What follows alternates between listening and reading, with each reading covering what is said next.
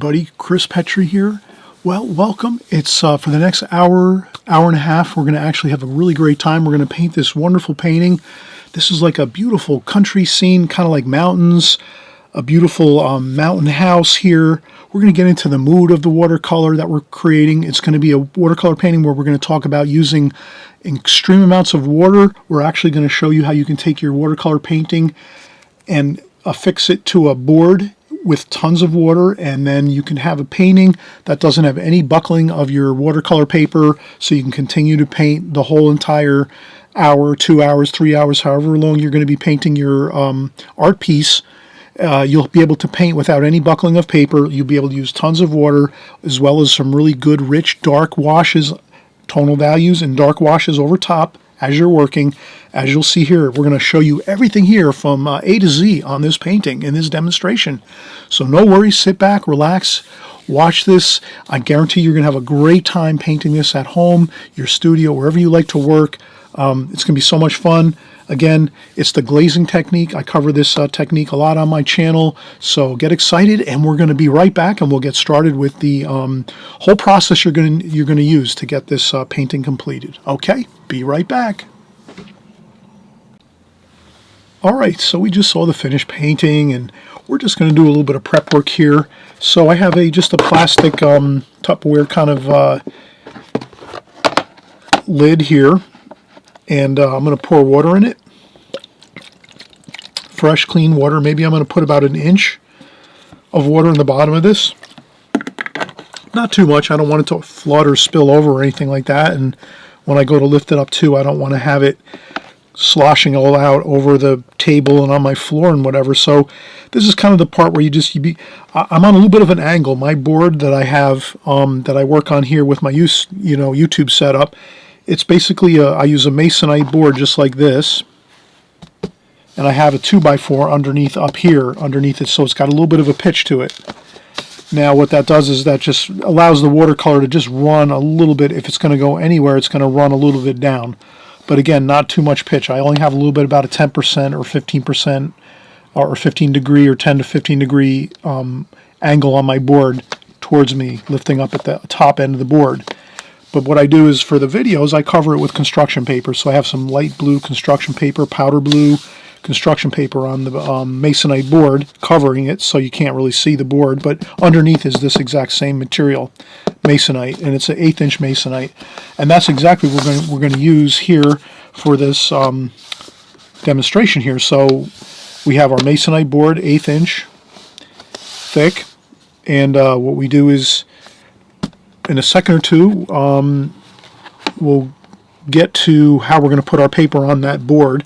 But right now, the first thing we have to do, for 10 or 15 minutes, we want to put our paper in our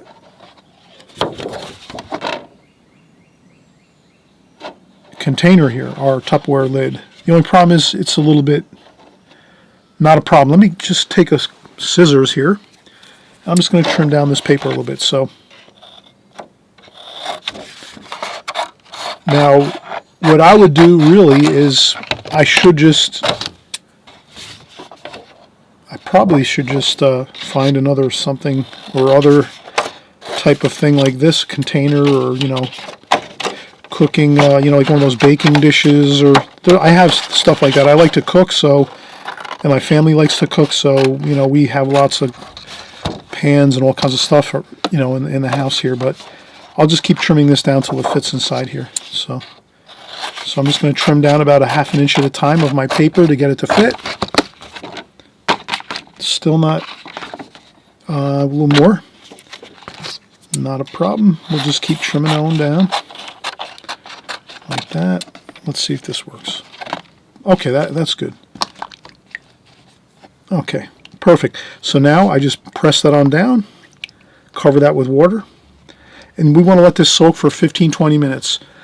And you can turn it and flip it over a few times in between those 15 minutes or 20 minutes of time. You maybe take it a few times and do a couple of flips like this, just to flip it around. And I always put a little small mark on the paper as to what side is the upside. Now, I trimmed off that mark. I had a mark on there, but you saw I just trimmed off a whole bunch of this paper. So I just actually trimmed off the. There's a top side and a bottom side to our watercolor paper, as everybody probably knows. If you don't know, because maybe you just started here, welcome. If you're just starting for the first time, you're going to learn a whole bunch of stuff, and you'll see that even if I've been painting 20 years, I still make mistakes and have problems with my watercolors.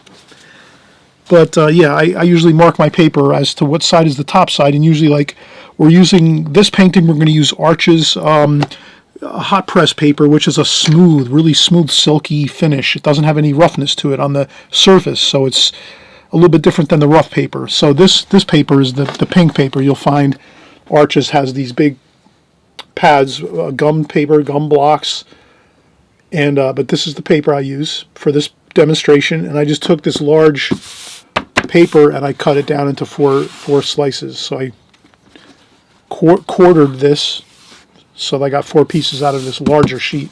But that's the paper I use, Arches, for this demonstration. And it's satin paper again, and you can't miss it by the cover. And that's it. You trim it down into 4 pieces, and if you have to trim it down a little more, you do that. You trim it down a little more just so it fits in your pan. If you have a cooking, like a nice little baking pan, roasting pan, you can be creative. I'm sure most of you have some cooking type things. If not, you can go to Amazon and order yourself a few, maybe like those foil pans or whatever you have. If you don't tend to have a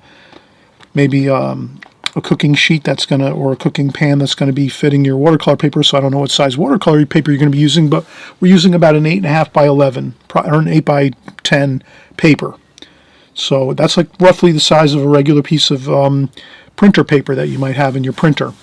But this is, again, watercolor paper. It's the satin by Arches. Arches is like the best paper you can buy, and a lot of the top professionals use it. And we soak it in this again for 15-20 minutes. So I'm not going to sit here for 20 minutes and keep going on and on here. What we'll do is we'll come back in just a few minutes after 15 or 20 minutes has gone by, and we'll take this paper out, and then we'll show you how you're going to affix it to the masonite board that we have here, which is right there. We're going to put the paper right onto that. We'll show you how to do that, and then we'll show you how to start drawing and sketching and painting on this water-drenched paper, and you'll get some incredible results from it. And you might even decide like you want to paint like this a little more often because it's really fun and it looks great too. You're exploiting the watercolor medium when you're actually painting with a ton of water.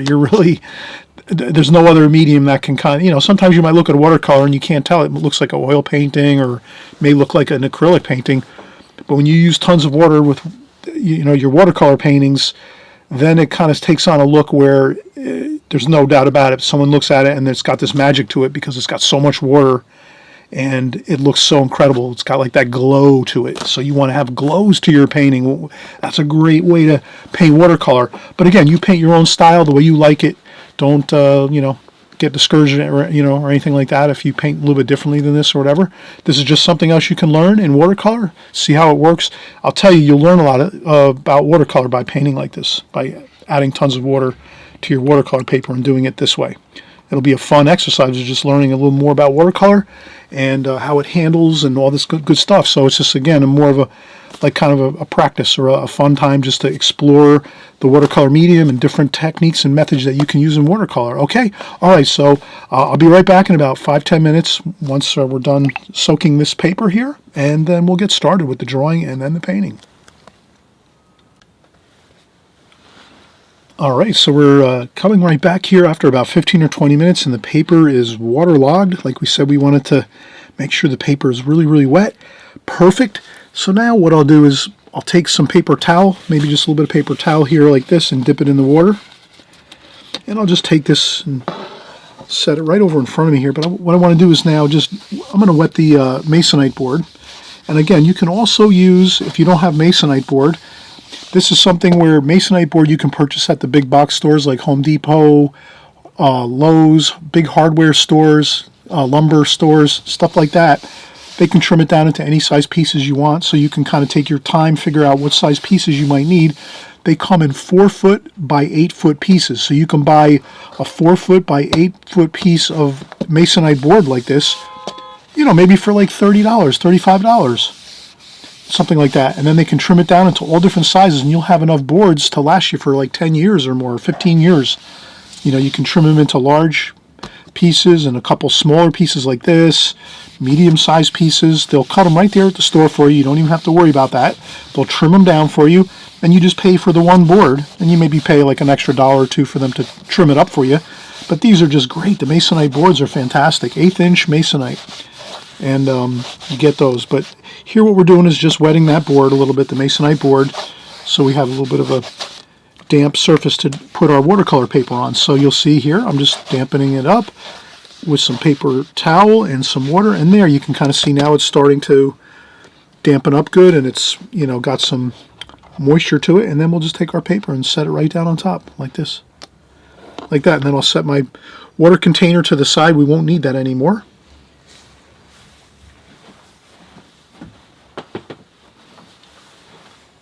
And then from here we can use a spritzer bottle to spritz our paper a little bit if we need to dampen it a little bit, or put some spray underneath it. Sometimes it's good to spray underneath your paper so that it stays adhered to the board like that. Up and down, so you do the top side, you do the top, and you do the bottom like this with a spritzer bottle, and you're all set. And that's all you really need. And then we'll set that on the board like that, just kind of press it down. You have a perfectly drenched watercolor paper to start with. Now you could draw your drawing first. I would say draw your drawing first with your pencil drawing. You can do that first. Fine to do it that way, better to do it that way. I happen to just got so excited and starting to create my video here, I didn't draw first. But in any case, don't worry. You draw first and then you soak your paper. I'll do it a little bit differently, but it's better to do the drawing first. So in any case, I think I'm going to take the paper and just sort of, we're going to make a really interesting, fun, kind of like atmospheric and kind of like really, you know, kind of like a dreamy type painting and drawing and painting of like a countryside scene with mountains and a hill, some trees and a little cabin or a house on a hill. So let's kind of do that. I'm going to take my paper, and I think I actually will start my first part of my hill like this. So I'm just going to go down with a diagonal hill like this. Just like this. To the bottom like that. Now if we were to measure things, we could kind of just take our ruler, and we could take a ruler, and then I could just say, you know, we have a, let's take a look at our paper here. We can get a better dimension here on the paper. So that's an 8 by 10. So this sheet of paper is an 8 by 10. And then on this 8-inch side over here, we start the hill about 3 inches up, 3 inches down from the top. And then we end up down here about 1 inch, inch and a half up from the bottom of the paper. So an inch and a half here, approximately, and then about 3 inches down from the top here. So that's kind of easy to do, right? If you're using the same size paper. If you're using a larger sheet of paper, you would just kind of figure out, okay, this is about this here, the hill that starts up here. If you look at the paper, it's a little bit above halfway. That's fine. And then over here, this is about a quarter of the way up on the sheet. Quarter, half, 3/4, whole. So you can kind of think of your paper as like a recipe if you want to. That's always kind of good. Or a tank of gas, you know, if you have a car, motorcycle, whatever it is, you know, you have quarter tank, half tank of gas, 3/4, you know.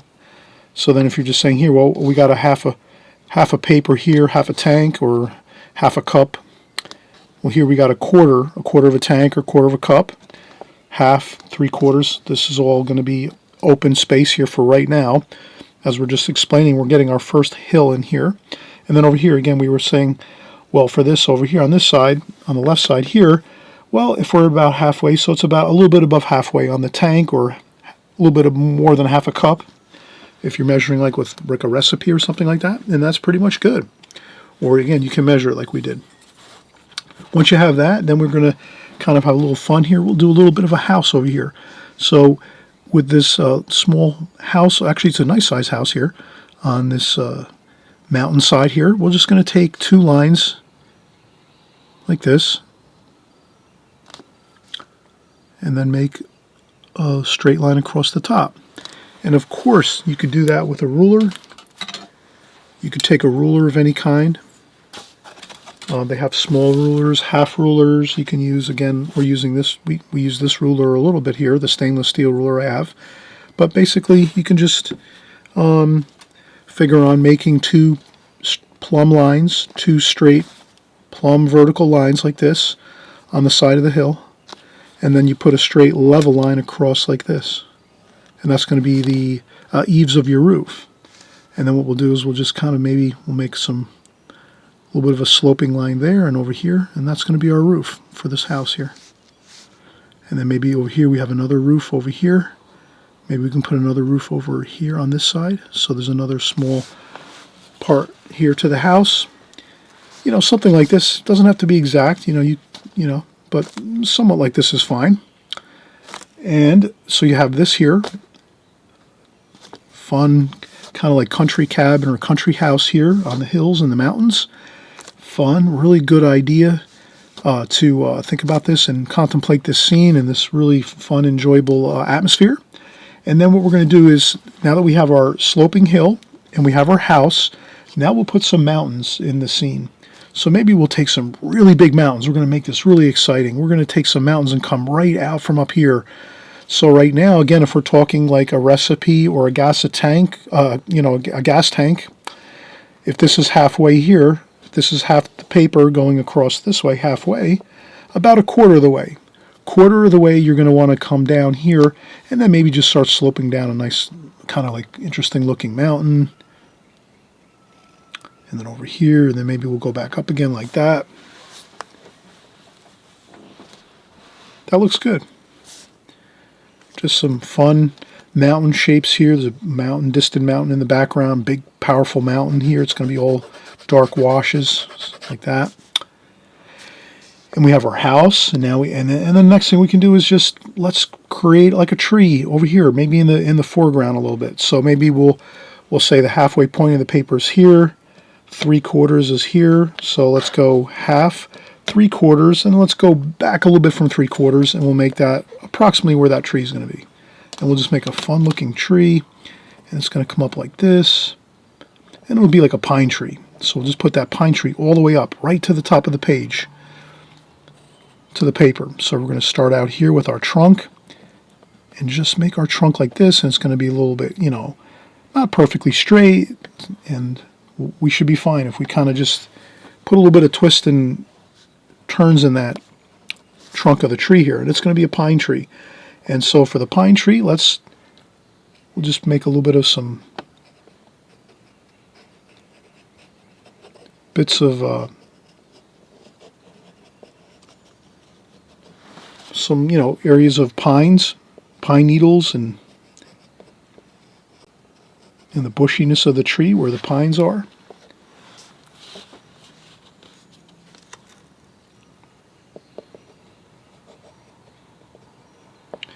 And there's going to be a couple twigs and limbs going out this way too, like that. So you just put a couple indications of some limbs and twigs and things like that. But this is pretty much real basic, right? So we got our first diagonal line across here. That's our basic hill, our really nice rolling hill coming down.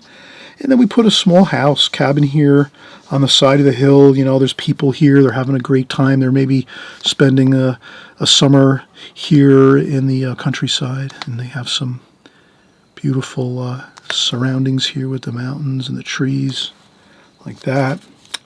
Some windows in the house here like this. And then what else do we have? Maybe there's I don't know, maybe there's a couple rocks here. We could put a couple rocks in the painting like here. So there's a couple rock type shapes, which are kind of like angles a lot of times.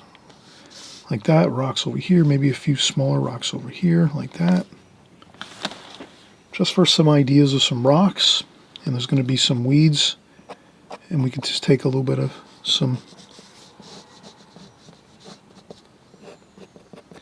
weeds. But it's kind of, when you have really wet paper like this, it's kind of hard to do any kind of really strong pencil lines on there because it kind of scratches the paper. So that's why I say it's always better to do your drawing first. Do your pencil drawing first and then soak your paper, and then you'll start your painting. So now we have pretty much all the ingredients that we wanted to have for this scene. Next thing we want to do is mix up our colors so that we have a game plan going into this painting, right? So you have this beautiful painting, pencil drawing all prepped, and you have your paper. You can add some more water to the top side of your paper if you want to just moisten it up a little bit. And again, add a little more to the back, like that. Now we'll get our watercolor brush. I'm going to just get some fresh clean water here, so I'll empty out my water bucket. And I usually always do that whenever I'm painting. I'll usually change the water in my water bucket 2 or 3 times for a painting or more. Depends on how much paint I'm using, how much watercolor and paint I'm using. But I usually empty and refill my water bucket a lot during my paintings, just so I have fresh clean water all the time. And especially if I'm doing any kind of thing like skies or like water, anything like that, I want to have really crystal clear water so that I don't contaminate the washes with murky, muddy water. But there we go, fresh clean water to start with. Okay, we have that there. Then I'll take, this is a Raphael number 10 round brush. I think I'll use that to mix up some of my colors here. So what I want to do is make this really impactful. Let's make these colors really like powerful, and we're going to put a lot of darks in this painting as well as lights. So you're going to kind of see how we can create a lot of impact and excitement in our painting by using darks and lights in this painting, as well as using tons of water. That's what we were talking about in the beginning, having tons of water in this painting. All right, so what I think I'll do is I'll actually do the glazing method by doing the lights first.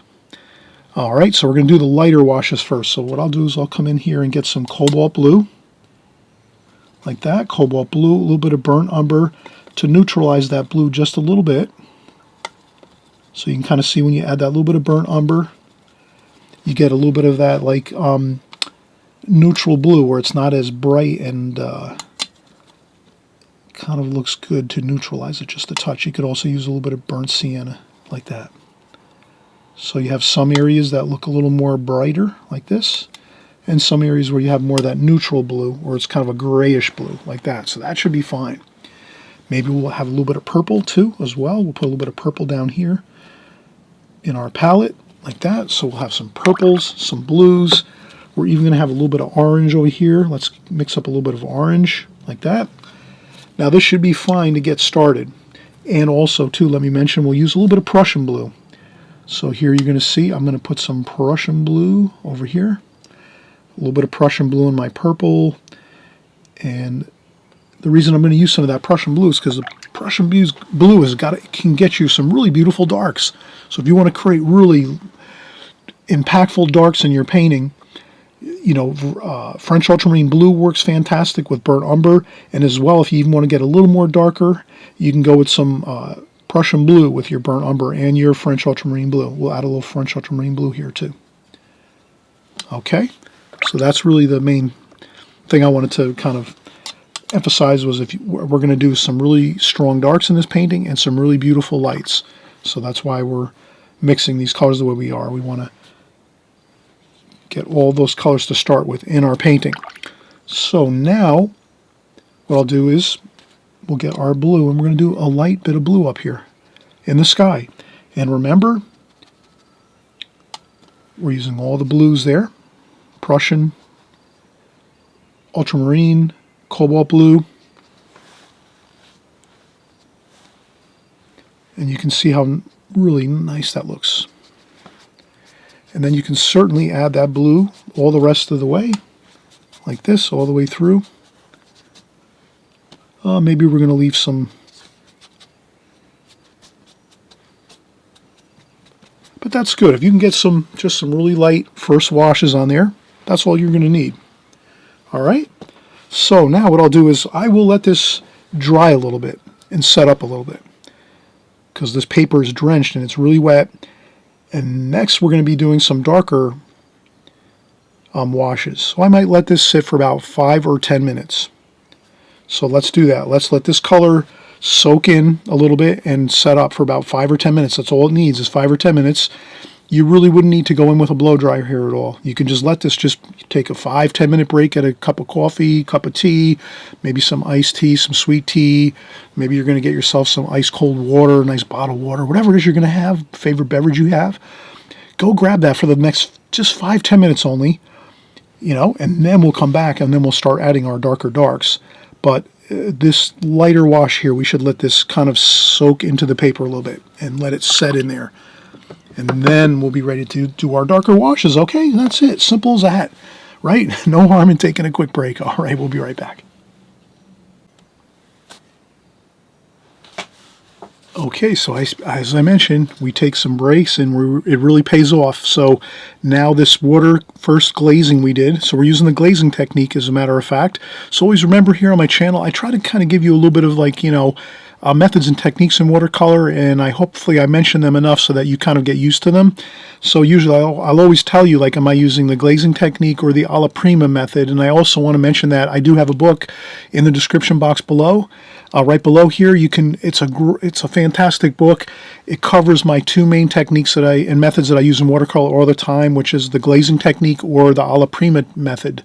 And this is the glazing technique. So you can check out my video actually, and I have a video of my book, so you can actually look through all the pages of my book first before you even like think about buying it, because you want to see what's in a book right before you buy it. You know, you might buy a book and it's like all black and white pictures and maybe two color pages of colored pictures. I've had that happen before, and that's really kind of like not the greatest thing. So I just want to tell you, I have my book has at least 60 to 70 beautiful watercolor paintings, my best paintings I've ever done over the last 15-20 years, and I put them all in my book, my first book, and it's right down below, and you can even see a video of it. You'll see all the pictures of all the pages. I'd go through really quick though, so no one takes screenshots or screen captures and steals my book. You know, I got to go kind of fast through it, but you'll see all the pages there. You'll see all the paintings. Again, 60 to 70 paintings. I cover all my techniques, my palettes, my brushes, everything in the beginning of the book, all the starter stuff. So it's a great book. Please check it out.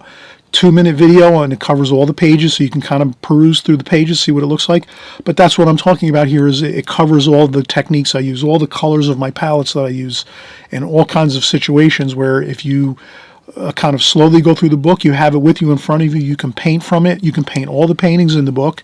There's nothing too complex in my book that you can't do. You can draw all the pictures and create all the paintings by painting each of those paintings in my book. And you'll kind of really have all the insights and, keys to what I do with my watercolors. So you never have to second guess on what's going on. If you get my book, you'll see. And I also have a new book coming out soon too. I'm actually started work on it already.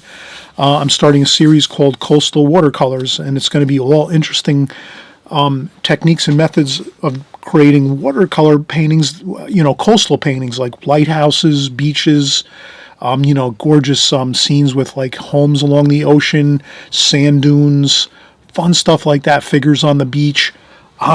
My next book is going to be phenomenal. You're going to be so excited about it, but it's going to take a while to put together. Maybe the next year I'll be putting it together with my editor, and we're going to have a fantastic time having fun making the book and putting it all together. But we're already started with it, so you'll be waiting for that to come out too in about a year. So maybe about a year I think it'll take before we're 100% done. But that's something to look forward to too, because that's everyone enjoys, right? The ocean, the shore, coastal scenes, everything like that. That's all fun and great watercolor. And a lot of watercolor artists always paint the coastal scenes because they know most people really enjoy that tremendously. So let's get into this again here. Let's see. Let's go back in and just do the same thing. French ultramarine blue, cobalt blue, burnt umber, Prussian blue. Okay, so we're going to get some of those darker darks now, because we have a lot of darks that are going to go into the painting now, and medium tones as well. So tell you what, let's use a little bit of raw sienna too here. Let's get some of this distant, maybe a little bit of raw sienna too, like that, a little bit of raw sienna added in there, orange, like that. Okay, let's get this over here. I'm going to probably go like this and do a little bit of a change there. I want the mountain's going to be a little different back there. I want it to look like that. Okay. So now you'll see how we're going to do this. That's more of a medium tone, right? A medium tonal value. It's not extremely dark. It's kind of like in the middle. That's what we want. And then it should be cooler. So we'll add some cobalt blue. It's in the distance. Add a little bit of cobalt blue to it, like that. And of course, it's a beautiful mountain. When we have our tree here too. Now, let's... And this happens to be a Princeton Art and Brush Company 5/8 inch flat brush. And this is a synthetic brush, and I consider this a beginner's brush. But this flat brush is really wonderful. Princeton Art and Brush Company. Again, all my art supplies, everything, pencils, paper, watercolor paints, brushes. It's all down below in the comment section below. So you don't have to worry about what type of art supplies I'm using. I'm sharing them with you. I'm giving you all the secrets right there. Amazon has them. They'll send them to your house in 2 days or so, and you'll be happy as a lark. Okay, so now these are going to be a little darker over here, these washes. Okay, this part of the mountain over here. So I'm going to take burnt umber, French ultramarine blue, cobalt blue, maybe a little bit of green in there too, a little bit of raw sienna. I just want to get a little bit of a darker bit of wash there. Can you see that? And you can see I'm not going too fancy with my brush strokes.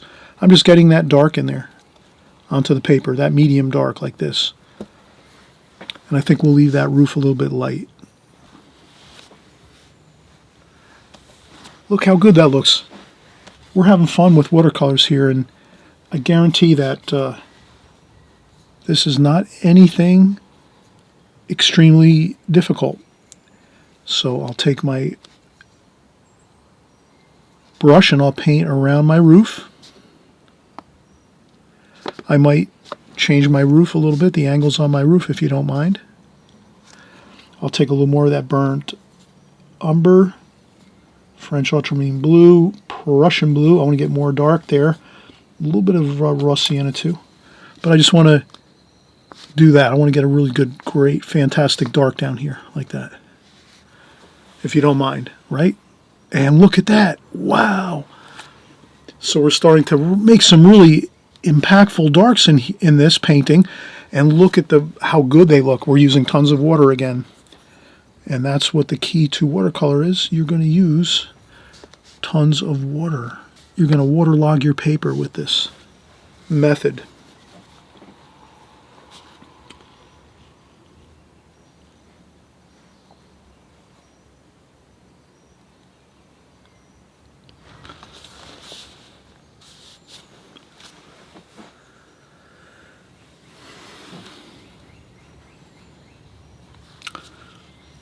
Look how good that looks. All right, let's not keep getting excited about how good it looks. Let's keep working here. We're going to wind up losing control of our watercolors. All right, let's do this. Okay, good. Now, next thing we're going to do is let's clean a little bit of our palette here at the bottom. And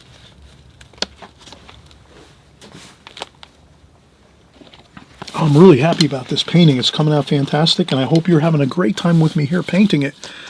And again, if you're new here on my channel, welcome. Thanks so much for coming by and having confidence in me that I'm going to kind of give you some good basic instruction on watercolor and how fun it can be. And I create lots of different videos, lots of different content, so you'll always come back to my channel. Please subscribe if you have a chance. When you have a chance, in a free moment, you just click the subscribe button on the down below, subscribe, and all that does is just, next time you open up your YouTube tomorrow or the next day or next week, you'll see my videos on your channel, because YouTube will just let you know I've created a new video, because we're making videos all the time on my channel here, so you'll always be informed if you subscribe, or you might lose me if you don't subscribe. You might not find me again. It might be a hard time finding me sometimes. Sometimes it's hard to find somebody on YouTube. I've had that happen, where I liked the channel, or I liked a person that I saw on YouTube, and then I forgot to subscribe, and then all of a sudden I lost lost them and I couldn't find them again. There was no way to kind of find them again. I couldn't find them in my YouTube channel, so don't let that happen. Okay, now let's get into a little bit. The reason I cleaned my palette down here was so that we can get some more like golden colors like this, and maybe even a little bit of that red. So a little bit of the alizarin crimson and raw sienna. And what I would do is take this too and just add a little bit up here. So alizarin crimson and raw sienna. Please add it a little bit up here in there, but not just a little bit though, because we're going to put it down here, so you want to have a little bit up here of that same color.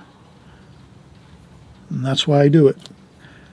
So whenever I'm going to add a new color and I haven't used it before in my painting, I'm going to take a little tiny bit of it and just put it in a little few spots here and there. That's all you need to do. Okay, good. Now, there we go. See, now we're going to put some of that lighter wash there. Raw sienna, a little bit of the alizarin crimson, like that. Maybe we come up here, add a little more burnt umber. Maybe there's a little more kind of like brown earth colors here and there. We'll put a little bit of that here and there.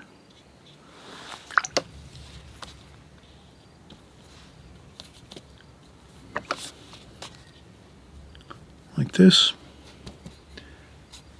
Maybe a little bit like that. So you just kind of add in some of the previous colors that you've been using up here into your painting. And then we did have some rocks over here, so let's leave the rocks kind of light on the top. So we'll take some darks and put some darks here under the bottom part of the rock, and we'll leave the top part of the rocks up here light paper. And that's all you have to remember, is if you can leave a couple of those lights where the rocks are on top,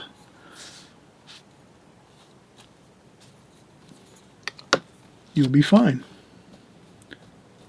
Light will catch the tops of the rocks and kind of illuminate them somewhat. Then I would take a little bit of that color and maybe splash a couple things. Always remember, nature has all kinds of textures, so if you can splash a little bit of splash on your watercolor here and there, that's just going to add to the variety of your watercolor painting and make it feel real. You know, there's grittiness to your watercolors. And I think that's good. I think we have everything sort of really set here now for the main portions of the watercolor. And if you have to, you can always take some paper towel, tear it up into smaller pieces if you have to maybe lift up a little bit of maybe watercolor that might have drifted into your roof over here. So if you can do that, you just fold up you kind of sharpen up and fold up your paper towel or tissue, and you go in there and you press. And then you can kind of lift up a little bit of the paint. And I'll go with some more burnt umber, French ultramarine blue, and Prussian blue to get some really good, nice looking darks here. And I'll just put that here like that. So that's kind of mysterious, the darks over here.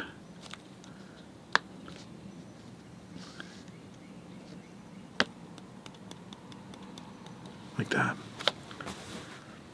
Okay, and then we're going to fill in more details and put more details in as we go. But now's a good time. We can kind of take a break. We're working with a very wet paper, so that gives you lots of time to work. So you don't have to stress too much on, you know, going in and finishing anything or anything like that. And then the next thing we do is, before we take our break, let's just spritz again a little bit underneath on the bottom of the paper, so that we keep our paper adhered down to the masonite board like that. See how perfectly it adheres to the board? And now we don't have to worry about any paper getting buckled. You know how paper buckles in watercolor? That's the most frustrating thing I think I was encountering when I first started watercolors. The paper buckling on me, and I'm like, what am I doing here? I'm painting and there's all these big huge buckles all over my paper. And then I was like trying to paint over top of those buckles, and the paint was going all. This relieves that problem. So if you have problems with your paper buckling, this is really the, you know, and this is if you like to paint with a lot of water. If you paint with just a little bit of water and not too much water and paint, paper won't buckle all that much usually. So you can kind of avoid the buckled paper problem if you're using less water when you're mixing your watercolor washes.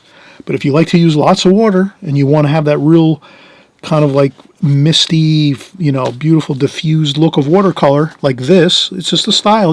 There's all kinds of styles in watercolor. You can create all your own style. Doesn't matter. I'm just showing you one avenue that you can take with your watercolors like this, which is really super wet paper, tons of water. And again, this method actually keeps you from getting buckled paper, so you can just keep working. And then as you go, you just keep wetting the back of your paper. Now at this point, as you're working, you let it dry. So the top of the paper is drying, but you still keep wetting the back of the paper, just so it stays, affixed to your masonite board. Or you could also use like a clipboard. You could use, what else can we use? We can use like, I think sometimes palettes, like oil palettes. Sometimes they have those like shiny palettes that you have. Maybe you have one of those around. Maybe you painted oils or something and you have one of those palettes that are kind of shiny on the top for acrylics or oils.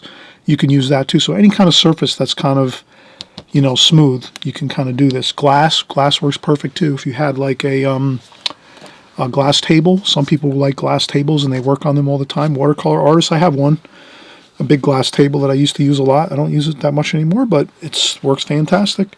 So, all right, we've covered a lot here so far, but we're almost finished. And now with this painting, I think we just have a little more to go, maybe 15, 20 more minutes, and we'll show you how just to kind of complete the rest of the painting and have a great time doing it. Okay, all right, we'll see you in a second. All right, we took a break and we let this set a little bit, and I think it's really looking really good for going in for another glazing here. Again, we're using the glazing method, lights first, like we did in the sky, and over the whole paper. Then we went in with our medium tonal values, like the mountains, and then we started getting into some of our darks. Well, let's finish up with our darks. And so we'll just continue on right here. And I'm so happy you're with me. And, I'm so happy I can do these paintings, these really different style paintings. And sometimes I get choked up because I know, some of you are trying to work out your paintings and this is like something that you might really be excited about. And it gets me choked up a little bit. I'm sorry.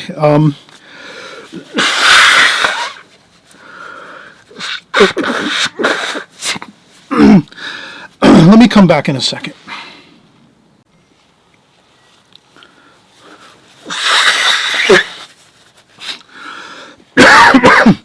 I'm sorry. I just had to gather my emotions a little bit there. I was getting too excited and a little bit emotional, but I just want everyone to have a great time with watercolors. And I've been here a long time on YouTube painting, and I'm always thinking I want to just make sure everyone's learning a lot, growing a lot, having a great time, enjoying themselves in watercolor. And I get choked up sometimes about it because it's just what I'm here for. I'm here to make great videos for you and everyone so that we can all learn together and keep growing together and doing, a fine job at watercolors and getting better with our watercolors all the time. So let's keep going here. And again, I talked about, we kind of did the lights first and then the medium tones first, and then we started getting in some of these darks here. You can kind of see here. So now we're going to kind of create, we'll go in more Prussian blue, burnt umber, French ultramarine blue, burnt umber, French ultramarine blue, raw sienna, Prussian blue, maybe some raw sienna over here too. And we'll start to get this tree in here. And some blue and brown. So we want to get some dark in here. And I'll just get that dark. And I'll just start using my brush to get that kind of look to that trunk of the tree. That's sort of, it's a pine tree, and you can see it's a little bit like that. And then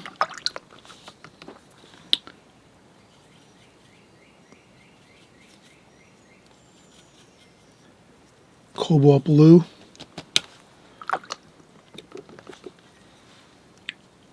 raw sienna. Okay. And we'll do the darks though, but let's get that Prussian blue in there. See how dark that is? Prussian blue and burnt umber and French ultramarine blue. And let's just go in here and get a couple darks for our pine tree. Pine trees are kind of, the branches go out like this, right? So I'm just going to do that. But I wouldn't put the branches everywhere. I'd put them here and there. The pine needles. Like that. Could even take some more burnt umber. Like this.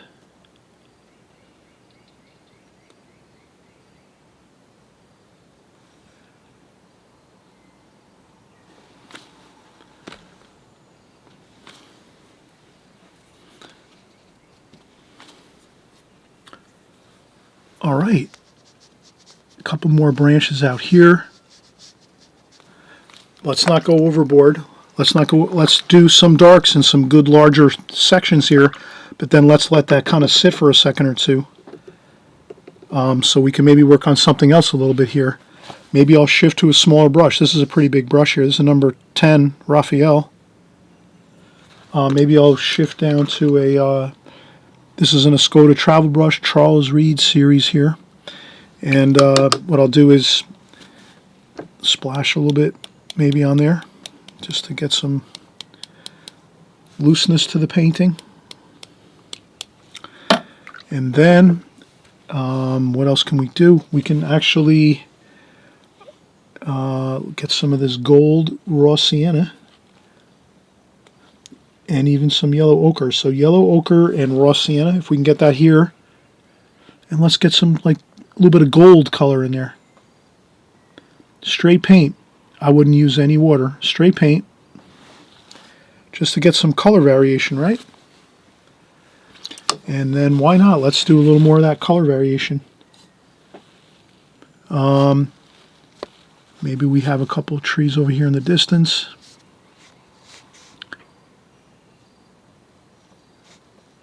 Like this, they're a little darker, so grab the darks here. So that's the fun about watercolor. You kind of always know that the far distance, or the more distant something is, it's lighter and cooler usually, like a little more blue in there or green. And then the things that are closer to us, they're darker. So you can make them like more warmer colors if you want. But I'll put a couple more trees over here like that. I might pick up a little bit of the splashing over here a little bit like this. Splashing is great too. It can kind of give you a little bit of texture and some things going on without having to maybe work as much as trying to do too many details and things. Like sometimes with watercolor, if you can maybe think of it as if you can have something interesting in an area, like over here we have some interesting little bits of splashes that we just did. You can do that. And that kind of fills in the area and makes it look interesting. And that means we kind of don't have to go in there and maybe paint in a bush or a tree or something, because it kind of gives it some, you know, a little bit of something going on, but we don't have to fill in every area with something. We can let things go. Now, again, Prussian blue, French ultramarine blue, burnt umber. Get a good, really good super dark. Take your, this is my needlepoint brush. You dry off a little bit of the watercolor paint on there that you've just mixed in the palette. Take off a little bit. You don't want to have too much water on this. And then what you can do is we can actually, let's create some branches together here. See how they look.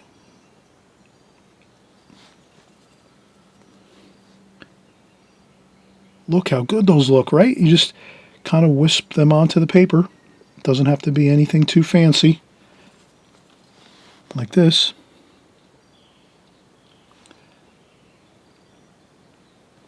Like that. And I guarantee if you can get a couple of those in, just a few, doesn't have to be that many, then there's a few more over here. So maybe there's some more over here. We drew in a couple with pencil lines. I'll kind of make most of them are going to go like this. If I do some weeds and things like that, I let most of them go the same way. Like if the wind is kind of like coming down the mountain most of the time this way, then you're going to have like a prevailing wind direction, and then you'll have most of your weeds kind of going that way, and even some of the, you could even make a couple burnt umber. You can make a couple of something like this. You can make like a little bit of a small tree over here, like this.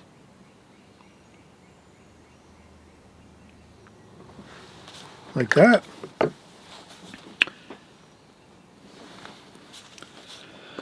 Then I go back to my travel brush, a little bit of blue, a couple of splashes over here, and you'll see that's all we really need to do.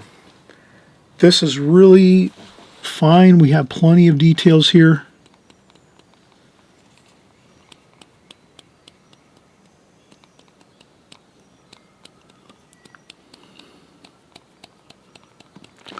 Okay, plenty of details in this painting.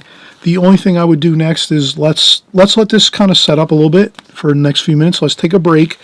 But now's the time when you're kind of finishing out your painting. You just want to step back and say, what else can I do? What else should I do?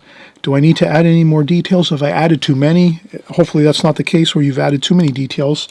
But at this point, I think it's almost 99% done. I just want to add some dark washes to the windows of the house here, and maybe a shadow on the house too underneath the roof eaves. But other than that, I think it's fine. I think everything looks pretty good. You could do a couple thumb scrapes here on the paper, and you can always use a little bit of white paint to fix up the roof if you have to. If you think your roof has too many washes covering your roof, you can always add in a little bit of white paint. So we'll cover that next. But you can't go wrong with letting the paper sit for another 5 minutes or so. So do that. Takes 5 minutes now maybe. And let's see if we can finish up now in the next 5 or 10 minutes, okay? And it's great working with everybody. Thanks so much for coming by. And we're going to finish up in about the next 5 or 10 minutes. Let's just take another quick break, step back, take a break, then we come back, take a deep breath, and we look and say, all right, what else do we kind of have to do? And then we're going to be finished with the painting. Okay, be right back. All right, so we talked about, now we're finishing up a little bit here. I just zoomed in a little bit to our painting. I'm hoping you don't mind that. We're just really, I don't think we'll need the palette to see the palette anymore in the painting. I might just take my brush here, my travel brush, and I'll use a little bit of a tissue to dry off some of the water. So I rinse off my brush, dry off a little bit of the water on a tissue, my travel brush here. And then what I'll do is I'll take a little bit of titanium white, and you'll see this tube of titanium white here. I use this all the time. I just squeeze up a little bit of the titanium white in the tube. And then what happens is titanium white is extremely stark white. Now, for some reason, it's clogged at the tip. So if it's clogged at the tip of my titanium white tube, I just usually cut a little or break a little bit open on the side of the tube, because sometimes it does that, it clogs up. So if I'm not really, so I'll just take a little bit of my yellow ochre, and mix it. So I'm taking some yellow ochre from my palette just to make that white a little bit warm, like a warm white, maybe even a little bit of the alizarin crimson. So I'll take a touch of that alizarin crimson too. Okay, and then what I do is I take that white from the titanium white tube, and let's just remember that we can add a little bit of white. And just take that, and look how good that looks. So we can kind of recapture that light of the roof on our painting. Like that. And the same thing with that other roof. I just rinse off my brush, dry off the brush on a tissue, pick up a little more of that white paint there on the side of the tube now. I guess the front got clogged up here. So then we do this here. And we'll do another little bit there, just to get that other roof looking good, like that. Kind of recapture that light on top of the roof, like that. See how good that looks? And then you can even add a little bit, like let's say you want to, maybe you think you made the eaves of the roof too large, so maybe you want to add a little more building to your structure. You could just do this, take that titanium white and do that, like that.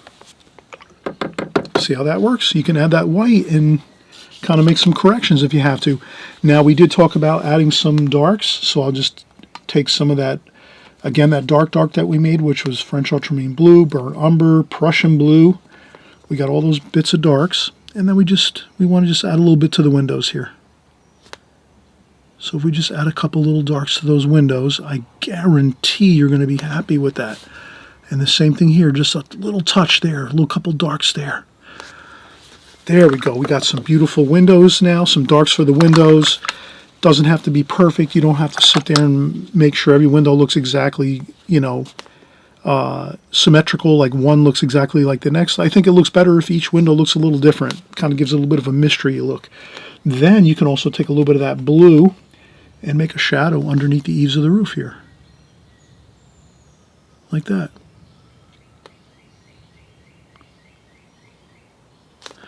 And another bit down here too. That means you have a little bit of shadow on that. You can even make it darker. Take a little more of the burnt umber, French ultramarine blue, and burnt sienna, and also a little bit of Prussian blue. Maybe you need it a little darker. I think it'll look better a little darker, like that. Yeah, see how that kind of looks good? You'd want to make it this, maybe the darkness of the background trees that we have in there. And I think that's looking really good. You could also take even a smaller brush. This happens to be a Princeton Aqua Elite brush, synthetic. It's more of a beginner's brush. I use these beginner's brushes a lot too. I have a lot of beginners videos. If you check out my videos on beginners, if you happen to just be here for the first time and you're like, wow, I really think I could enjoy doing some watercolors, start out with the Extreme Beginners series. So if you just type in my name, Chris Petri, C-H-R-I-S, Chris, easy enough. Petri, P-E-T-R-I, simple enough too as well. And then you just type in the other words, Extreme Beginners. And if you type in all those Chris Petri, Extreme Beginners, you'll see I have at least 150 Extreme Beginner videos, and those are for people that you're just starting out. You just want to maybe spend like $50, $75 on, at most, on brushes, paints, papers, and get started and just see if you like it and want to try watercolor. That's what you'd want to do. And then this way you can kind of see how, and those videos are perfect for people that just are starting out. And you can also do this painting if you're just starting out too. You don't have to worry about that at all. But anyway, just wanted to let you know about my Extreme Beginner series videos because those are really helpful too if you're just starting out. So let's make a couple figures. Let's see. There's a couple people here that are working around the house. They're cleaning up and organizing things. Maybe it's springtime and they're getting excited and they're going to go around their house and clean up the weeds and things and get some stuff ready for the summertime. Get some stuff ready for that, and then we'll make a little. So we'll have some figures over here. Maybe those figures are too big. Maybe that figure came out a little bit too large. Not a problem. You can just pretend that figure is more over here in the foreground. So this figure might be here, doing a little bit of a walk there, kind of closer to us, right? So that figure's a little larger, closer to us. And then we can make a smaller figure in the distance. And then maybe this figure over here is smaller. We'll make a smaller figure over there. Like that. And then a little bit of a reddish complexion, a little bit of red complexion there. And maybe some blue jeans. Everybody likes blue jeans on the weekends and when they're working outdoors. We got some blue jeans on there. There we go. A little bit of shadow maybe for the figures. All right, so we have a perfect... Oh, let's do a chimney. Come on. We got to do a chimney on this place. Right? When it gets a little cooler out, we need a little bit of firewood and some chimneys. So let's make a little chimney on here on our house. But it's not going to be smoking. I like smoke and I like chimneys. And I usually like to put smoke on them. But it's going to be... This is springtime now, almost summertime, so no fires, I don't think.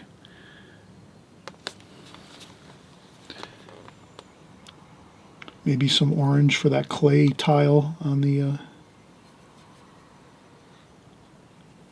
So I'm just going to mix up a tiny bit of color here. Who knows? Maybe we'll put some smoke in here. Well, might as well. I'll use some more of that titanium white. So I'll take that titanium white paint. I'm going to squeeze out a little bit of the paint on the side of the tube here. But I'll just go over to my palette, and you'll even see here I can do this here. What I'll do is I'll take my palette and do a quick little bit of water on a paper towel and clean up a little section of my palette. So every once in a while you're going to have to take your palette and clean up a little section of it to get the effect you want. And then we're going to take that white paint. So we're going to take a little bit of that white paint from the tube. I'll put a little more in my palette off cam here, but I'll be right back. There we go. So now you see I put some white and some blue in there too. So we'll make that smoke kind of like a cool smoke with some cool blue in there. And some, there we go. But we got to have the white in there. Let's see how that looks. And then what we'll do is we'll just put a little bit of smoke coming out of the chimney. Just like this. Doesn't that look interesting? Oh, that looks good. Then we take a little more of that,